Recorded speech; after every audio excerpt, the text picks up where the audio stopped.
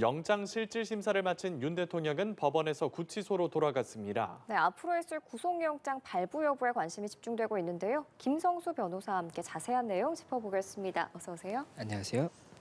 네, 오늘 오후 2시 윤석열 대통령에 대한 영장실질심사가 시작이 됐고 5시간 정도 진행이 됐습니다. 오늘 법정에서 치열한 법리 공방이 벌어졌는데 윤 대통령 측은 공수처의 정당한 수사권이 없고 서부지법에 관할 건이 없다는 점을 문제 삼았고 또 공수처 측은 또 계엄 선포가 고도의 통치행위란 입장을 강조한 걸로 전해졌습니다. 윤 대통령 측이.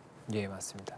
이 부분 일단은 이 수사권에 대한 부분 설명을 드리겠습니다. 이 공수처법을 보면 이 공수처가 수사할 수 있는 범위가 명시가 되어 있습니다. 그중에는 이 대통령의 직권남용 같은 경우는 해당이 됩니다. 그렇기 때문에 직권남용죄는 수사할 수가 있다고 볼 수가 있는데 내란죄 같은 경우에는 이 수사의 범위에 해당한다고 볼 수가 없는 부분이 있습니다. 그렇기 때문에 이에 대해서 다툼이 있는 것인데 일단 내란죄 같은 경우에는 명시적으로 직권남용처럼 이 명시가 되어 있는 죄가 아니고 그렇다 보니 이 부분에 대해서 이 공수처법에 명시가 되어 있는 부분은 직권남용과 이 관련성이 있는 관련 범죄로 수사할 수 있다라고 볼 수가 있는 것 이렇게 이제 해석을 하고 있는 것이거든요. 그렇다 보니까 공수처에서는 이 부분이 이제 문제가 없는 내란죄에 대한 수사권도 문제가 없는 것이다라고 이야기를 하고 있는 것이고 뭐 서부지법에서 체포영장이 발부가 됐다든지 또 중앙지법에서 체포적부심이 기각이 되는 그런 과정에서도 결국 이 부분의 주장이 있었는데 이에 대해서 뭐 법원에서 다른 판단을 한 것이 아니지 않습니까? 그렇다 보니 이 수사권에 대한 부분은 이제 문제가 없다 이렇게 주장을 하는 겁니다. 그리고 윤석열 대통령 측은 어쨌든 이 직권남용에 대해서는 명시가 되어 있지만 내란에 대해서는 명시가 되어 있지 않기 때문에 이 부분이 이제 해당하지 않는다라고 주장을 하고 있는 것이기 때문에 이에 대한 쟁점이 되는 것이 하나가 있는 것이고 또 이 법원에 대한 이 서부지법의 영장을 청구한 것에 대해서도 이 공수처법 31조 그리고 26조를 보면 이 서울중앙지법에 이제 원칙적으로 이 관할이 있는 것처럼 명시가 되어 있는 부분이 있거든요. 그렇다 보니까 영장 청구 같은 경우도 서울중앙지법으로 갔어야 되는 것이 아니냐 이렇게 주장을 했던 부분이고 공수처에서는 이에 대해서 이 주소지라든지 이 관할이 형사소송법상의 관할도 이제 적용이 될 수가 있는 부분이 있기 때문에 서부지법이 이제 관할이 될 수 있다 이렇게 주장을 했었고 이에 대해서도 앞서 말씀드렸던 뭐 체포적부심이라든지 이런 곳에서 다르게 판단하지 않았었기 때문에 공수처 측의 주장이 조금 더 두둔됐다 이렇게 볼 수가 있는 부분이 있었습니다. 그래서 이에 대한 쟁점이 하나가 있는 것이고 또 하나가 윤석열 대통령 측에서는 이 부분 계엄을 선포했던 이것 자체가 내란이라고 지금 주장을 하는 것은 계엄의 요건이 이제 충족되지 않았다라든지 뭐 이 부분 절차적인 하자가 있다 이런 것들도 이제 이야기가 되는 것이고 또 그 과정에서 국헌 문란의 목적, 국가기관의 권능을 행사할 수 없도록 하는 그런 부분이 있었다라고 주장을 하고 있는 것인데 일단 윤석열 대통령 측에서는 국가기관의 권능 행사를 불능하게 하는 그런 것은 한 적이 없다라는 취지의 이제 사실관계 주장을 한 것으로 보이고 또 하나가 그런 부분이 없다라고 한다면 계엄을 선포하는 것에 대해서 뭐 요건이 성립됐는지 이런 부분들은 고도의 대통령의 통치행위이기 때문에 통치행위에 대해서는 사법부가 이 법적인 판단을 최대한 자제해야 된다는 판례가 있거든요. 그렇다 보니 이 부분을 주장한 것으로 보이고 다만 이 부분에 대해서 통치행위라고 하더라도 뭐 내란죄라든지 이런 부분들에 대해서는 사법부가 판단할 수 있다는 이 과거의 판례들이 있기 때문에 이것이 이제 이 내란죄에 해당한다라고 한다면 사법부의 판단의 대상이 될 수가 있는 것이고 그렇지 않다고 한다면 계엄으로서만 본다고 한다면 통치행위로서 사법부의 판단이 자제되는 그런 범위일 수가 있기 때문에 이런 부분들에 대한 법리 주장이 있었다 이렇게 볼 수가 있는 것 같습니다. 예, 먼저 윤 대통령 측의 입장에 대해서 들어봤고요. 이어서 공수처는 어떤 점을 지적했는지 보겠습니다. 2차 계엄의 우려 그리고 비상계엄 전후 윤 대통령이 휴대전화를 교체한 점 등을 고려해서 증거인멸 그리고 도주 우려 등이 높다는 점을 강조한 걸로 전해졌거든요. 예, 맞습니다. 일단은 결국에 구속 사유에 대해서 앞서 말씀드렸던 것처럼 범죄 혐의를 이제 의심할 만한 상당한 이유가 소명이 돼야 되는 것이 하나 있습니다. 그렇다면 이 부분에 대해서 지금 범죄 혐의가 있다 없다에 대해서 양측의 주장이 다르지 않습니까? 이 부분에 대한 여러 가지 이제 증거들을 통해서 공수처 측에서는 법원을 설득하기 위한 여러 가지 증거를 제출했을 것이고 또 한 가지가 도주의 우려나 증거인멸의 우려가 있다고 해야지 구속영장이 발부가 될 수가 있는 겁니다. 그렇다 보니 이 도주의 우려 같은 경우가 뭐 체포영장 집행 과정에서의 뭐 이런 굉장히 많은 실랑이 이런 부분들을 이야기할 수가 있는 것이고 또 한 가지가 이 증거인멸 우려 같은 경우가 뭐 비화폰에 지금 현재도 압수가 되지 않은 그런 부분이라든지 그리고 또 뭐 여러 가지 뭐 텔레그램을 다시 가입하는 그런 부분들이 아무래도 이 증거인멸의 우려가 있는 것이다 이런 주장을 하는 그런 부분이 이제 펼쳐진 것으로 보이고 윤석열 대통령 측에서는 이 부분에 대해서 이제 반박하는 여러 가지 사실관계를 제시를 했을 것이기 때문에 이런 부분 쟁점이 될 수가 있는 것이고 또 한 가지가 도주의 우려라든지 우려라든지 증거인멸 우려 같은 경우는 반드시 인정이 돼야 되는 요건인 것이고 이와 별도로 같이 검토할 수 있는 사항 중에 하나가 재범의 위험성이라든지 이 범죄의 중대성 이런 부분입니다. 그렇기 때문에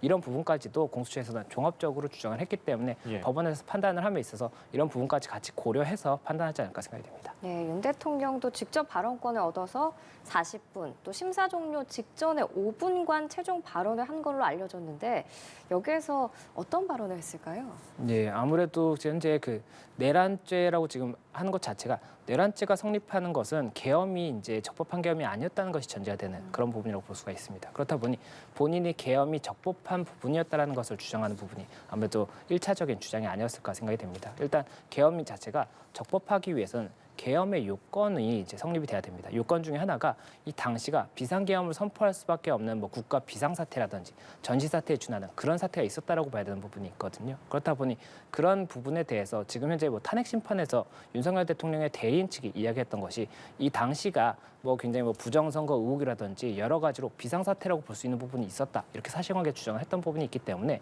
이런 부분들이 아마 반영이 된 것이 아닐까 이렇게 생각이 드는 부분이 있고 또 그리고 이 계엄에 대한 부분 외에도 결국에는 내란죄라든지 이런 부분들에 대해서 사실관계가 중요한 겁니다. 결국에 국가기관의 권능을 행사하지 못하도록 하는 뭐 그런 국헌문란의 행위가 있었느냐. 이것이 쟁점이 될 수가 있는 것인데 이에 대해서도 윤석열 대통령이 그런 사실이 없다 뭐 이런 식의 사실관계에 대해서 다투는 부분이 있었다라고 한다면 이 부분도 실제 어디까지가 이제 증명이 되느냐에 따라서 판단이 굉장히 달라질 수가 있기 때문에 이 부분도 굉장히 중요한 쟁점으로 보입니다. 네, 그러면은 피의자가 직접 이렇게 영장 실질 심사에 출석을 하는 게 중요한 부분인가요?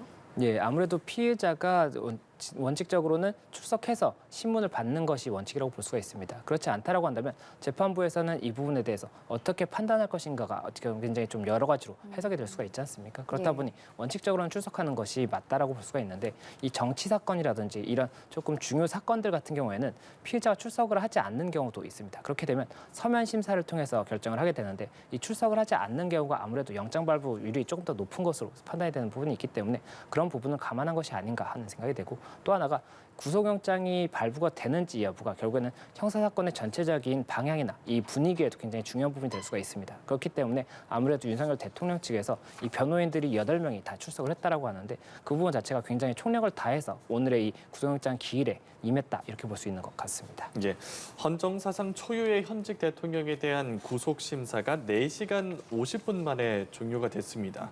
이전 사례를 보면 박근혜 전 대통령 등의 경우 8시간 40분이 걸렸고 다른 대형 부패 사건과 비교를 해도 이번에는 실질 심사가 조금 비교적 빨리 끝나지 않았나 싶거든요. 어떤 점들이 작용을 했을까요?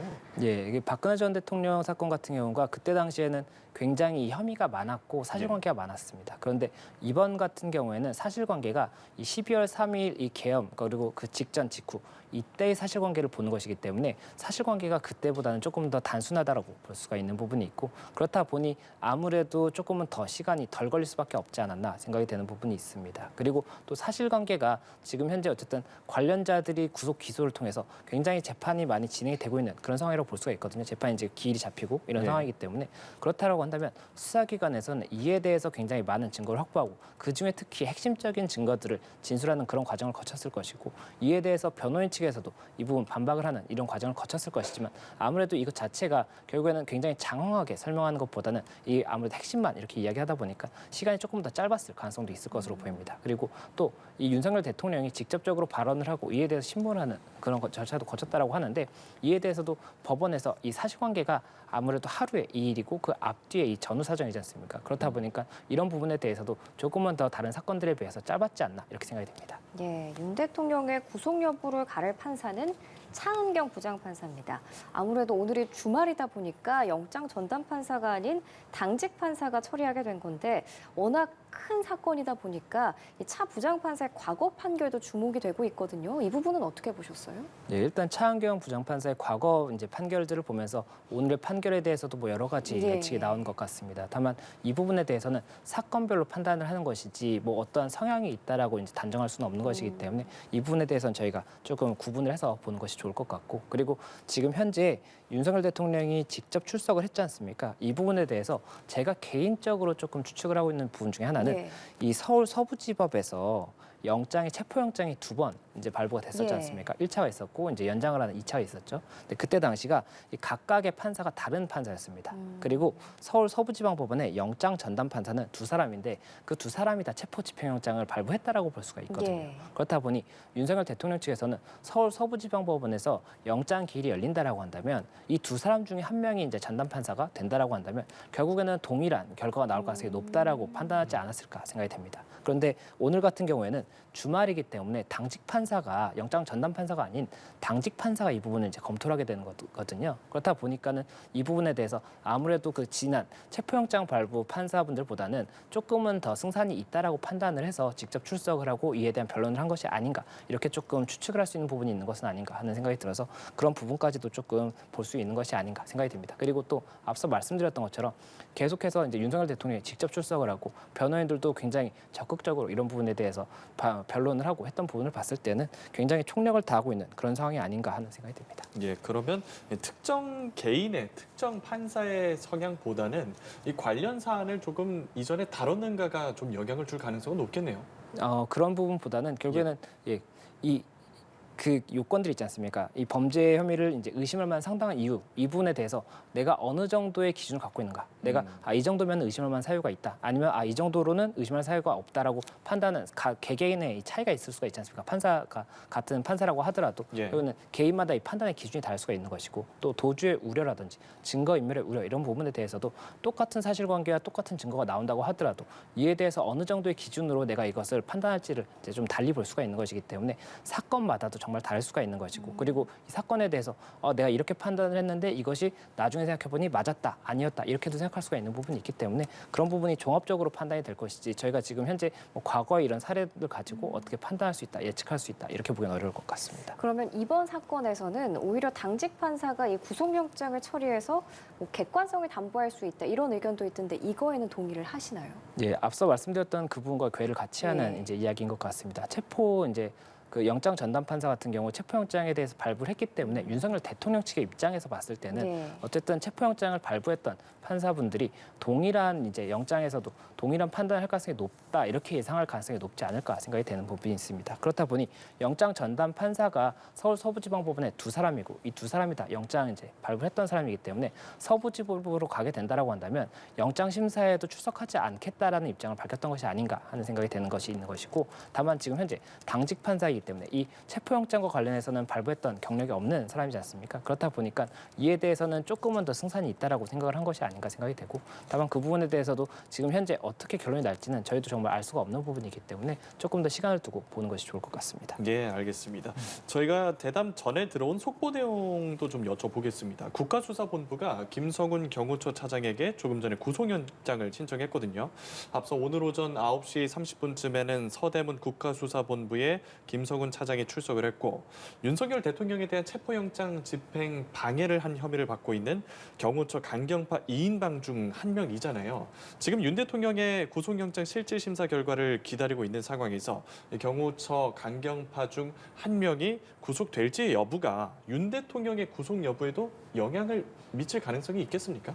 영향을 미칠 가능성이 아주 낮다라고 보입니다. 이제 현재 김성훈 경호차장에 대한 이 사건은 특수공무집행 방해에 관한 부분이고 네. 윤석열 대통령은 이와 전혀 관계가 없는 범죄라고 볼 수가 있거든요. 이 부분은 이제 이 사건과 관련해서 이후에 생긴 사건에 대한 부분입니다. 그리고 김성훈 차장에 대해서 영장을 지금 신청한 부분 자체는 어제 체포가 됐거든요. 어제 이제 출석을 하고 체포가 됐기 때문에 48시간 내에 구속영장 청구 여부를 결정해야 되기 때문에 아마 신청을 지금 현재 한 것으로 보이고 이것이 지금 뭐 윤석열 대통령의 구속영장 판단에 대해서 어떤 영향을 미친다고 보기는 조금 어려울 것 같습니다. 구분을 해야 되는 별도의 사건입니다. 예, 그러면 다시 윤 대통령 구속영장 심사에게로 돌아와서 구속영장이 발부가 되기 위해서는 어떤 요건들을 충족시켜야 하는지 이 부분 먼저 짚어보면 좋을 것 같습니다. 예, 이게 형사소송법 70조의 구속의 사유가 명시가 되어 있습니다. 예. 그리고 이 부분이 범죄를 범하였다고 의심할 만한 상당한 이유가 이제 소명이 돼야 되는 것이고 증거인멸이나 도주의 우려 아니면 주거가 일정치 않다 이 세 가지 중에 하나인데 예. 주거가 일정치 않다라는 부분은 현재 지금 쟁점이 되지가 않지 않습니까? 그렇죠. 그렇다 보니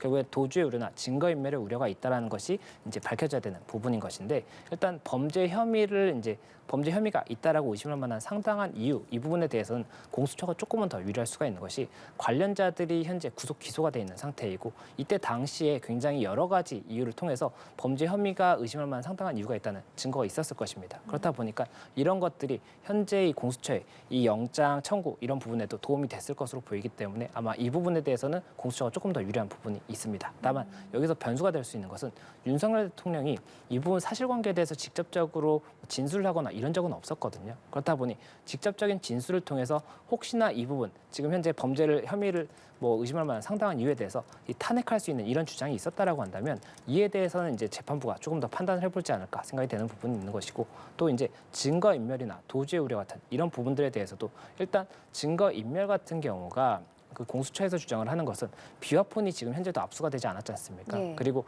윤석열 대통령이 텔레그램에 다시 가입하는 그런 행위 자체가 결국에는 이 증거를 인멸하는 그런 행위를 보인 것이다 이렇게 주장을 하고 있을 것이기 때문에 이에 대해서 이제 윤석열 대통령의 변호인 측에서 어떻게 반박을 했을 것인지 이런 것들이 이제 쟁점이 되는 것이 하나가 있고 도주의 우려 같은 경우가 체포영장 집행 과정에서 굉장히 여러 가지 이제 다툼이 있었지 않습니까? 그렇기 때문에 이것에 대해서도 실제 지금 현재 만약에 구속을 하지 않는다고 한다면 결국에는 이후에 도주를 한다고 하더라도 막을 길이 없다라든지 이렇게 주장을 한다라고 하면 이에 대해서 또 변호인 측에서 어떻게 반박을 하느냐 이런 것들이 쟁점이 될 수가 있고 이에 대해서는 그 앞서 말씀드렸던 예규가 있고 이 예규에서 사회적 지위라든지 이 지역 사회와의 어떠한 관계 이런 것들까지도 보는 것이 있기 때문에 이런 부분들을 조금 더 드러낼 수 있는 이런 주장을 펼쳤지 않을까 이렇게 예상이 됩니다. 그 도주의 우려 부분에서 윤 대통령이 지금 출국 금지가 된 상태잖아요. 그런데도 아직 쟁점이 되는 부분이 있는 건가요? 네, 도주의 우려가 해외에 나가지 못한다라고 한다면 조금은 더 이제 도주의 우려가 낮아진다라고 예. 볼 수가 있습니다. 그리고 또 현재 현직 대통령이기 때문에 윤석열 대통령이 어디에 이동한다라고 한다면 사실 다 보도가 될 그렇죠. 것이거든요. 그렇다라고 한다면 도주의 우려가 낮다라고 볼 수도 있는 것인데 다만 이 부분에 대해서 그런 현실적인 부분이 어디까지 반영될 것인지는 결국에는 영장 발부 여부를 결정하는 판사가 검토할 부분이기 때문에 이 부분에 대해서 어떻게 볼지는 저희가 봐야 될 것 같습니다. 예. 예, 이제 구속영장 실질심사의 결과 발표 이후의 상황도 좀 여쭤보고 싶은데 우선은 구속영장이 만약에 발부가 된다면 어떤 조치를 받게 됩니까? 예, 현재는 지금 윤석열 대통령이 서울구치소에 있습니다. 서울구치소에 있는데 지금 현재는 구속 여부가 결정되지 않은 피의자이기 때문에 이 대기실이 있습니다. 예. 이 대기실 안에 지금 현재 기다리고 있는 상황이라고 볼 수가 있고 만약에라도 발부가 된다라고 한다면 그때부터는 이제 구속이 결정된 피의자이기 때문에 이 수의를 일단 입어야 됩니다. 지금 현재는 양복을 입고 대기를 하고 있다라고 하는데 예. 수의를 입게 됩니다. 정식으로 이제 입소 절차를 거치기 때문에 그렇게 되면 수의를 입게 되고 그리고 또 입소에 따라서 여러 가지 절차를 이제 거쳐야 되는 부분이 있기 때문에 그런 부분들을 진행을 해야 되는 부분이 있고 그때부터는 현재 이 대기실이 아니라 독거방으로 아마 갈 가능성이 높다라고 해요. 그렇다 보니까 독거방으로 이동을 해서 그때부터는 실질적으로 이제 구속 상태에서 이제 수사라든지 여러 가지 진행이 된다 이렇게 볼 수가 있습니다. 그 독거방으로 이동을 한다고 말씀해 주셨는데 그거는 그러면 서울구치소 안에서 대기실에서 독거방으로 구치소 안에서 이동이 이루어지는 건가요? 예, 맞습니다. 지금 독거방이 지금 어떻게 마련이 될 것 같다는 이야기가 나오고 있는 것이고 독실을 말씀하시는 예, 거죠? 독실입니다. 예. 독실인데 그 박근혜 전 대통령 같은 경우에도 독거방을 별도로 마련을 했다라고 제가 알고 있거든요. 그렇다 보니까 서울구치소에서도 아무래도 현직 대통령이지 않습니까? 그렇다 보면 안전의 문제라든지 여러 가지를 감안해서 이런 조금 별도의 공간을 마련할 가능성이 높지 않을까 이렇게 예상이 되다 보니까 독거방으로 아마 이동할 것이다 이렇게 이야기가 나오는 것 같습니다. 예. 그러면 구속 피의자가 되면 머그샷을 찍는 과정도 똑같이 거치게 되는 건가요? 예, 만약 구속 피의자가 된다라고 한다면 그 절차를 거쳐야 된다고 말씀을 드렸지 않습니까? 그리고 네. 그 과정 중에 사진을 촬영하는 그런 부분이 있다라고 한다면 이에 대해서도 현직 대통령이라고 하더라도 영장이 일단은 발부가 됐기 때문에 그렇다면은 동일하게 진행될 가능성이 높습니다. 예. 예. 그러면 구속 중에 이제 신분이나 호칭 등은 달라지는 부분이 있는지요? 이 부분도 궁금한데요. 예, 일단 신분은 지금 현재 현직 대통령을 유지하고 있지 않습니까? 예. 구속영장이 발부가 된다고 하더라도 현직 대통령은 그대로 유지가 되는 것이 맞습니다.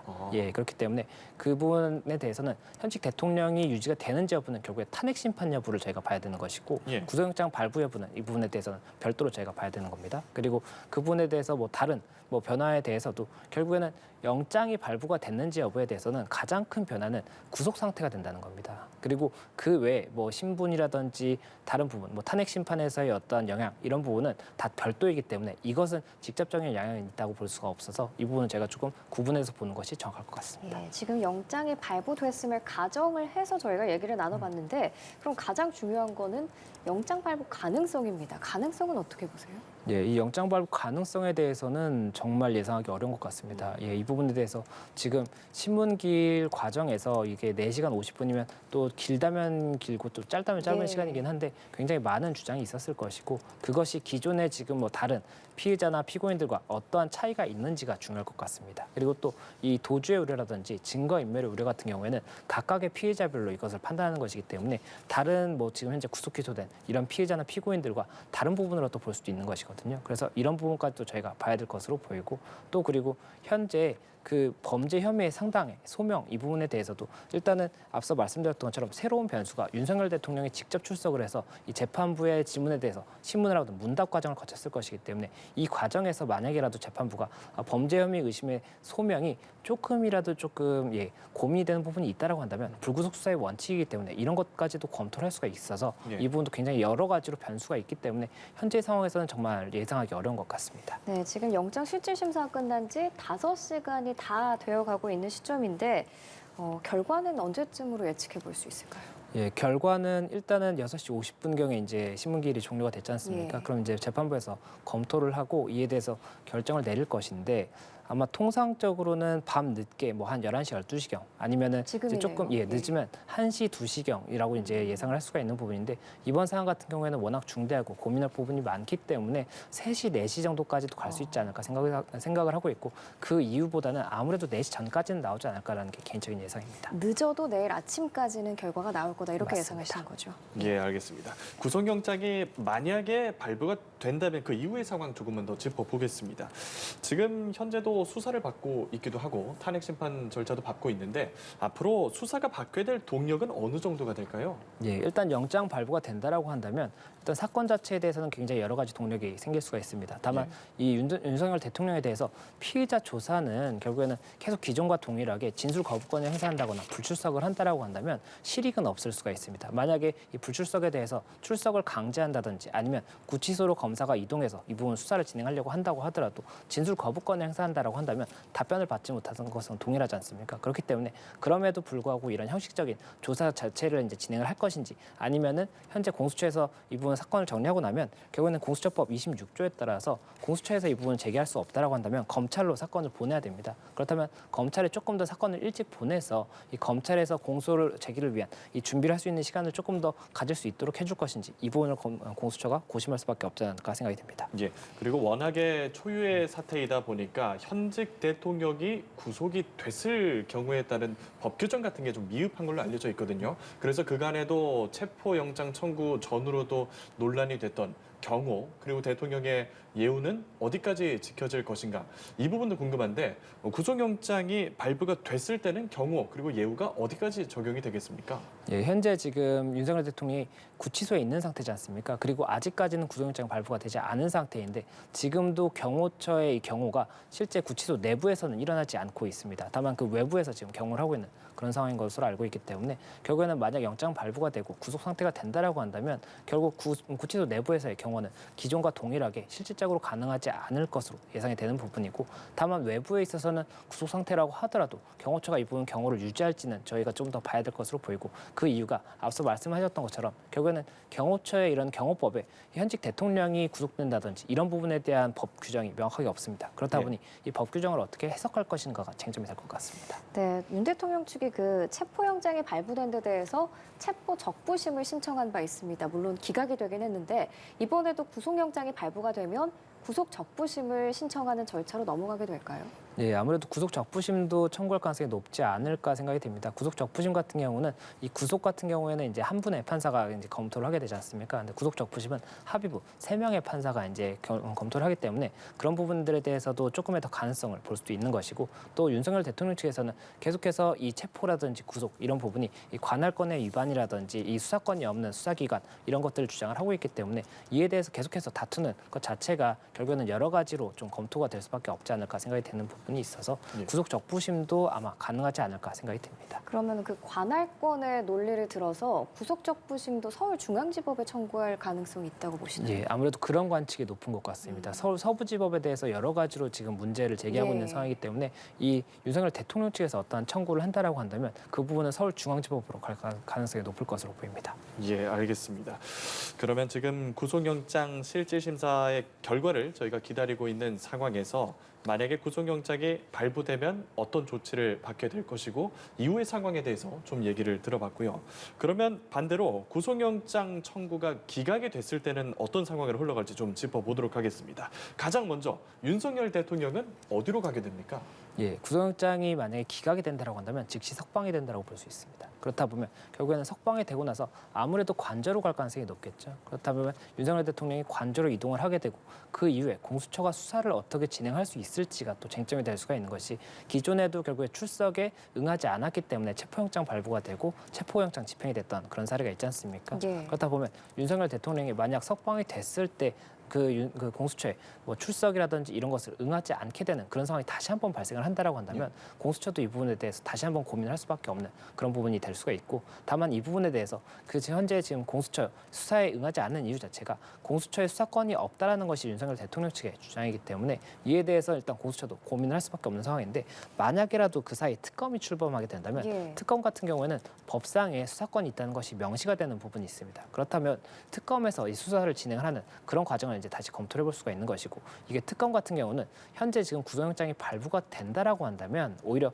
영장 발부 이후에 이 기소까지가 시간이 굉장히 타이트해질 수 있는 그런 부분이 있는데 구속영장이 발부가 되지 않는다라고 한다면 수사에 오히려 기소 전까지 시간이 조금 더 많이 넉넉하게 생길 수가 있다라고 볼 수가 있는 것이기 때문에 특검이 출범한 것을 전제로 한다라고 한다면 영장이 발부되지 않고 특검에서 이 부분을 정리하는 것이 더 나을 수도 있다 이렇게 판단하는 수사기관의 판단도 있을 수는 있을 것 같습니다. 예, 알겠습니다. 석방이 될 경우 그리고 윤석열 대통령이 수사에 응하지 않을 가능성이 높을 텐데 이럴 경우에 공수처가 고민을 하게 될 거라 말씀을 하셨잖아요. 이 고민이라는 게 어떤 법적인 절차나 행동으로 이어지게 될지도 궁금한데요.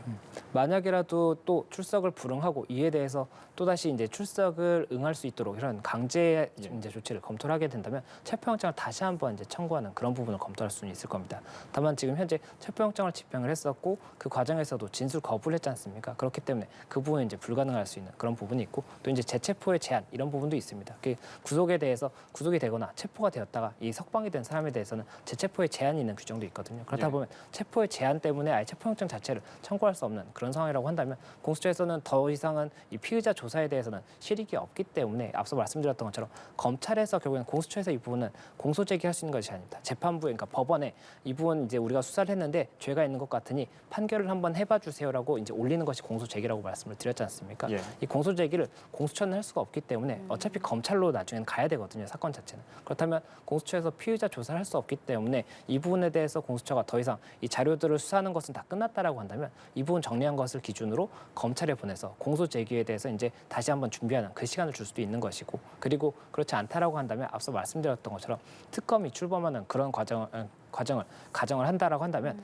그 부분을 통해서 특검에서 다시 한번 이 공수처에 이 진행된 수사 기록을 다시 한번 받아가서 다시 특검에서 진행하는 이런 것까지도 검토할 수가 있기 때문에 그런 부분이 여러 가지로 이제 변수가 생길 수 있다 이렇게 보입니다. 그러면은 말씀해 주신 것처럼 만약에 영장이 기각되고 그 사이에 특검이 출범을 하게 되면 공수처보다도 특검이 가장 우선적으로 수사권을 갖고 가게 되는 거예요? 그다음에 예. 기소까지 특검이 할 수 있는 거예요? 예, 지금 특검법이 지금 통과가 됐습니다. 이제 제2 요구권을 행사하느냐 아니면 15일 내에 공포가 되느냐 예. 이것이 쟁점이 될 것인데 만약이라도 공포가 된다라고 한다면 특검법은 당연히 이 어떤 범죄에 대해서 수사를 할 것이고 이것에 대해서 수사권은 누가 있고 주체는 누구이고 이런 것들이 명시가 돼 있을 것입니다. 그러면 이 부분에 대해서 당연히 이제 수사권이 있는 것이고 그리고 또 아마 그 법 내에 그 부분이 있을 겁니다. 이 사건에 대해서 관련 수사기관들에게 기록을 요청한다든지 아니면 사건의 이첩을 요청할 수 있다라고 돼 있고 이에 대해서 응하여야 한다라는 강제 규정이 있을 것이기 때문에 그렇게 된다라고 한다면 이 관련 범죄에 대해서는 다 이 특검으로 사건이 모이게 되고 특검에서 수사를 한 후에 공소 제기가 이뤄지지 않을까 생각이 됩니다. 이제 네. 불구속 상태가 될 테지만 그러면은 조사 및 재판은 계속 받게 되는 거잖아요. 이 조사 및 재판은 그럼 어디서 어떻게 진행이 됩니까? 예, 조사 같은 경우에는 뭐 여러 가지로 협의를 할 수도 있는 것 같습니다. 수사기관에서 할 수도 있는 것이고 또 과거 이제 사례들을 보면 다른 장소에서 이제 제3의 장소에서 수사를 진행하는 그런 경우도 있었습니다. 그런데 다른 장소에서 수사를 진행한다고 하더라도 진술 거부권을 행사한다라고 한다면 수사기관의 입장에서는 실익이 없고 오히려 시간만 굉장히 지연되는 상황이 발생할 수가 있거든요. 그렇다 보면 이에 대해서 지금 수사기관이 뭐 특검이든 공수처든 검찰이든 어디서 진행을 한다고 하더라도 이에 대한 피의자 조사를 위해서 시간을 계속해서 지연할 것이냐에 대한 고민을 할 수밖에 없지 않을까 생각이 되는 부분이 있고 그렇다라고 한다면 현재의 지금 다른 피의자의 진술이라든지 다른 증거, 뭐 CCTV라든지 이런 것들이 있지 않습니까? 이런 것들을 다 정리를 해서 공소를 제기할 것인지 이 부분을 검토할 수밖에 없지 않을까 생각이 듭니다. 네, 공수처가 이번 사건에 대해서는 기소권이 없다고 하셨잖아요. 이 부분이 궁금하거든요. 왜 이 부분은 검찰의 기소권이 있고 공수처에는 없는지 요거 한번 다시 짚어주시죠. 예, 이 공수처법을 보면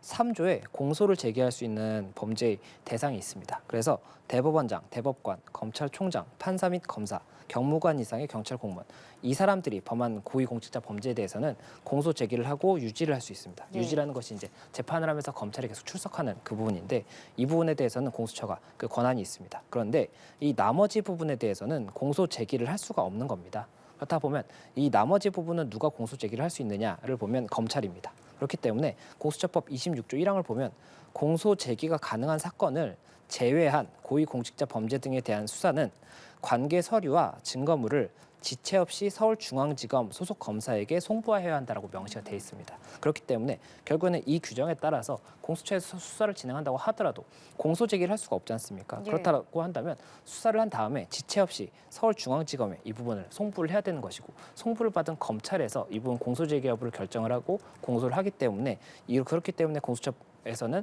직접적인 공소 제기를 할 수 없다 이렇게 설명을 드린 겁니다. 그럼 예. 공수처의 그 수사 자료들도 다 검찰로 넘어가게 되기 때문에 뭐 수사의 연속성에는 문제가 없는 건가요? 수사의 연속성이라는 것이 주체가 변경되기 때문에 이 사실 정리를 하면서 서면에는 나오지 않는 어떠한 뭐 그런 그 사실관계에 대한 이해가 있을 수가 있지 않습니까? 예. 그런 부분이 넘어가지 못한다라고 한다면 연속성이 이제 끊긴다라고 볼 수가 있는 것인데 그 부분에 대해서 공수처에서 서면으로 정리를 하고 직접적으로 받는 검사에게 설명을 하는 절차를 잘 이제 이행을 한다라고 한다면 연속성이 이제 끊기지 않는다라고 볼 수도 있기 때문에 네. 이런 부분들에 대해서는 공수처와 검찰에서 굉장히 조금 잘 협의해서 진행하지 않을까 생각이 듭니다. 예, 오늘 저희가 결과를 기다리고 있는 거는 윤석열 대통령을 구속까지 할 만한가 이 부분을 따지는 건데 만약에 석방이 되면 윤석열 대통령 측이 해오던 주장에 법적인 정당성까지도 좀 부여가 될까요? 네, 그 부분은 석방의 사유가 무엇인지가 가장 중요할 것 같습니다.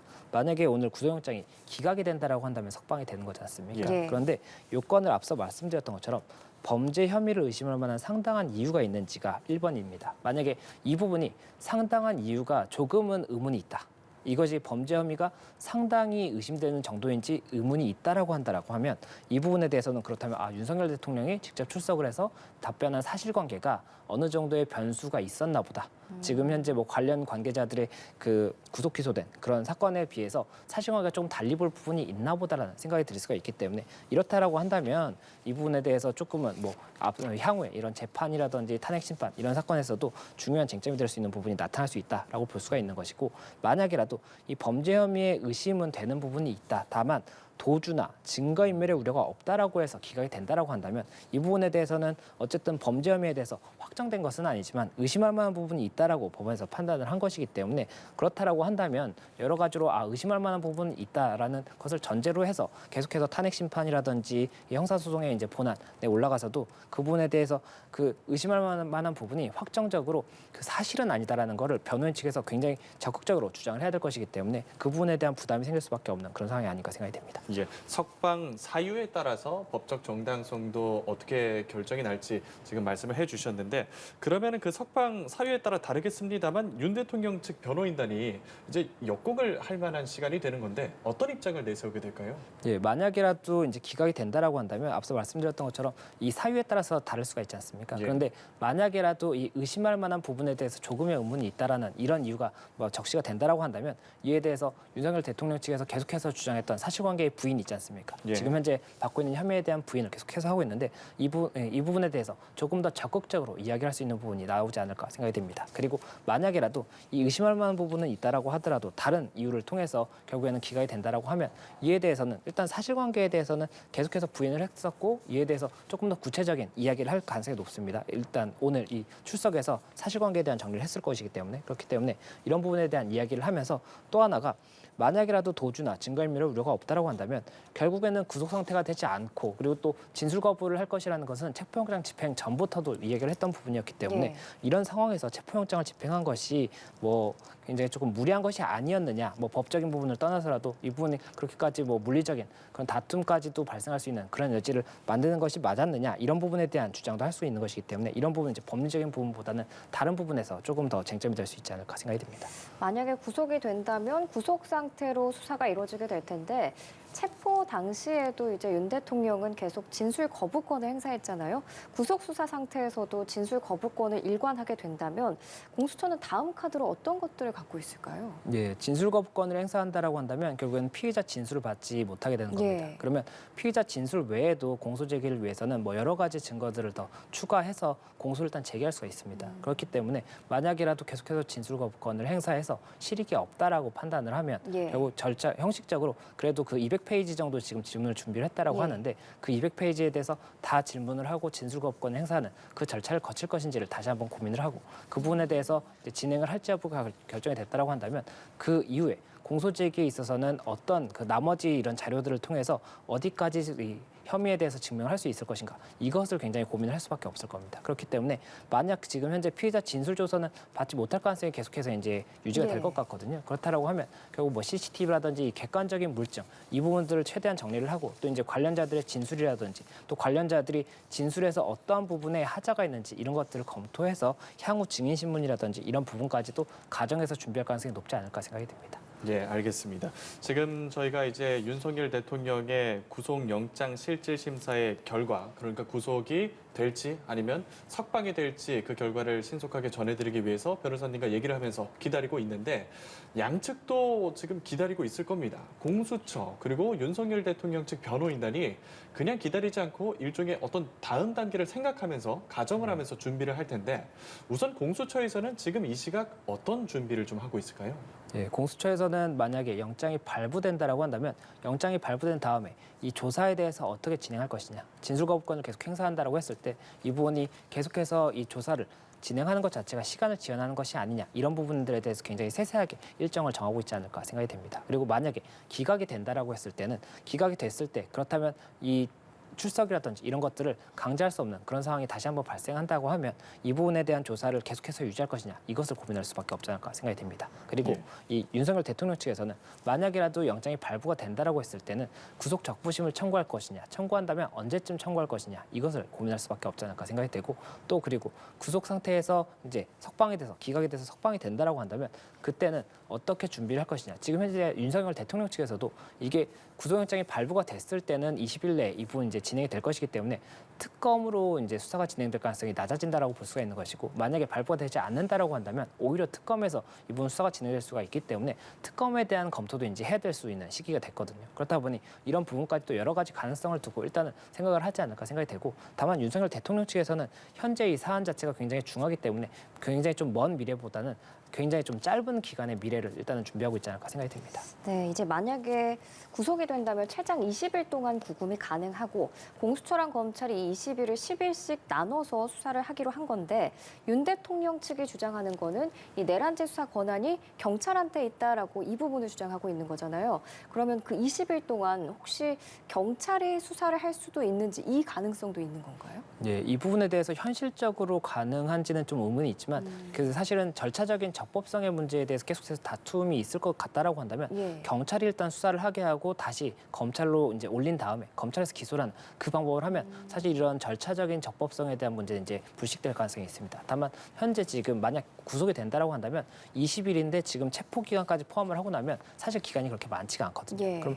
그런 상황에서 경찰로 사건을 보내고 경찰에 수사를 한 다음에 다시 검찰로 보내는 이 과정 자체가 가능할 것이냐에 대해서는 또 현실적인 문제가 있기 때문에 이런 부분에 대해서 절차적 적법성을 이제 불식시키기 위해서 이런 다툼을 불식시키기 위해서 할 것인지 여부는 굉장히 조금 고민을 해봐야 되는 상황이지 않을까 생각이 듭니다. 그 20일 중에 체포기한 포함된다는 말씀이 그 48시간이 포함이 된다 그 말씀이신가요? 예, 그 구속 기간을 산정함에 있어서는 예. 20일이 있지 않습니까? 그 예. 20일이 10일이 원칙이고 이제 10일을 연장할 수가 있는 것인데 이 20일이라고 하더라도 현재 지금 체포 상태에서 구속된 기간이 있기 때문에 이 부분까지 포함하는 겁니다. 그렇다고 한다면 20일이 아니라 굉장히 짧은 기간이거든요. 그렇다 보니 이에 대해서 만약에 공수처에서 일단은 정리를 하고 이것을 다시 경찰로 보내고 경찰에서 다시 검찰로 보내는 이 과정이 현실적으로 가능하겠느냐. 또 그리고 규정 자체가 공수처에 지금 검찰에서 구속을 한 상태인데 이것을 다시 경찰로 내릴 수 있는 것이냐. 이것도 조금 쟁점이 될 수가 있습니다. 이게 지금 현재 형사소송법이 개정이 되면서 이런 부분에 대한 분화가 너무 많이 돼서 이 부분에 대해서 명확한 규정이 없는 것으로 제가 알고 있습니다. 그렇다 보니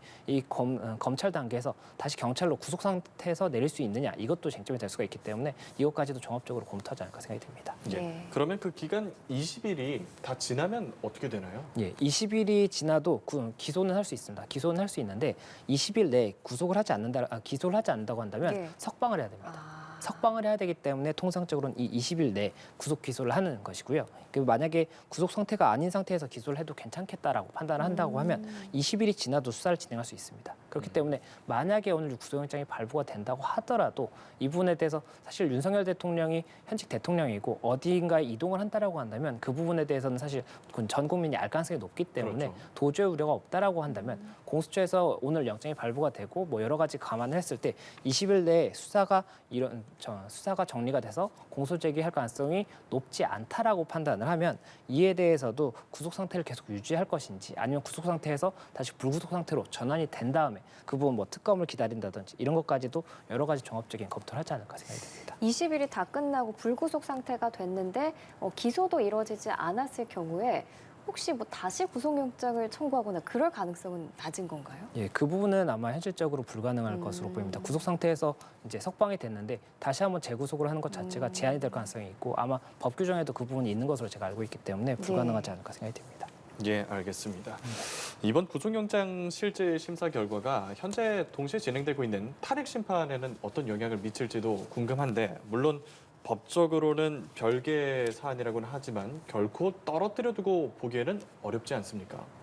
그렇지만 이 법적으로 봤을 때 떨어뜨려서 보는 것이 맞고 재판부에서도 당연히 이 부분은 떨어뜨려서 봐야 됩니다. 보고 있을 겁니다, 당연히. 그렇기 때문에 이 부분이 만약에 구속영장이 발부가 된다고 해서 탄핵 심판에서 어떻게 더 불리할 수 있다 이렇게 판단하기는 어렵고 그리고 현재 저희가 탄핵 심판과 이 형사 사건을 별도로 봐야 되는 것이 형사 사건은 내란죄라든지 직권남용의 죄를 범하였느냐를 보는 것이고 예. 이 내란죄나 직권남용의 죄의 성립 요건은 다릅니다. 이 부분에 대해서 내란죄 같은 경우에는 이 어떤 폭동을 일으키고 국헌 문란의 목적이 있었고 이런 부분들이 요건이 되는 것이고 직권남용 같은 경우에는 공무원이 직권을 남용해서 사람에게 의무 없는 일을 하게 하거나 아니면 어떤 권리 행사를 방해한 이 부분이거든요. 이것이 요건이 되는 것인데 이 탄핵 심판 같은 경우는 이러한 부분이 만약에 내란죄나 이 부분 뭐 직권남용 이것을 성립하지 않는다고 하더라도 어떤 헌법의 위반 지금 현재 뭐 탄핵 소추하는데 절차적인 위반 이런 것들은 이제 헌법에 있는 규정을 위반했다라고 주장을 하고 있는 거거든요. 국회 측에서는. 그러면 헌법의 위반이라든지 또는 법률의 위반이 있는 이런 부분들에 대해서 쟁점이 되고 이것이 파면을 할 정도의 중대성이 있느냐 이것이 쟁점이 되는 것이기 때문에 이게 사실관계는 동일하고 이 부분 사실 형사적으로 법률 위반이 인정이 된다고 한다면 탄핵 사유에서도 굉장히 중하게 될 수가 있겠지만 이 부분이 이게 지금 현재 형사 사건이 사실 결론이 더 늦게 나올 가능성이 높습니다. 확정 판결은 훨씬 더 늦게 나올 가능성이 높거든요. 그렇다 보니 이 부분에 대해서는 저희가 따로 봐야 되는 것이고 탄핵 사건에서는 이 내란죄라든지 직권남용 이 부분의 성립 여부와 별도로 이 헌법이나 법률 위반이 있는 것인지를 봐야 되는 것이고 이것의 중대성을 봐야 되는 것이기 때문에 저희가 이것은 구분해서 봐야 되는 것이고 그렇기 때문에라도 오늘 구속영장 청구 여부, 이 발부 여부 자체가 결국에는 탄핵 심판에 어떠한 영향이 있다라고 보기는 어렵습니다.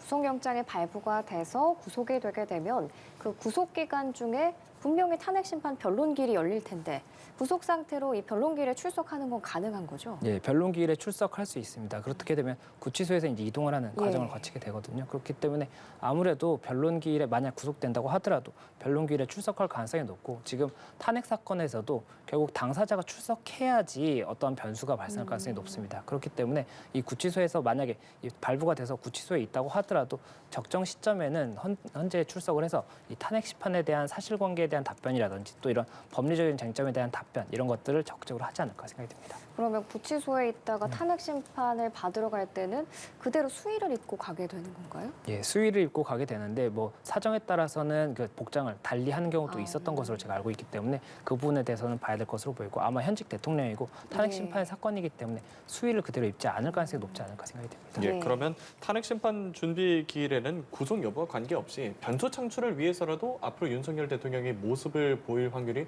좀 높아지겠습니까? 예, 아무래도 그럴 가능성이 높지 않을까 생각이 되고 지금 오늘이 굉장히 중요한 날이라고 제가 생각하는 이유 중에 네. 하나가 윤석열 대통령이 법정에서 자신의 입장에 대해서 구체적으로 처음 진술한 날입니다.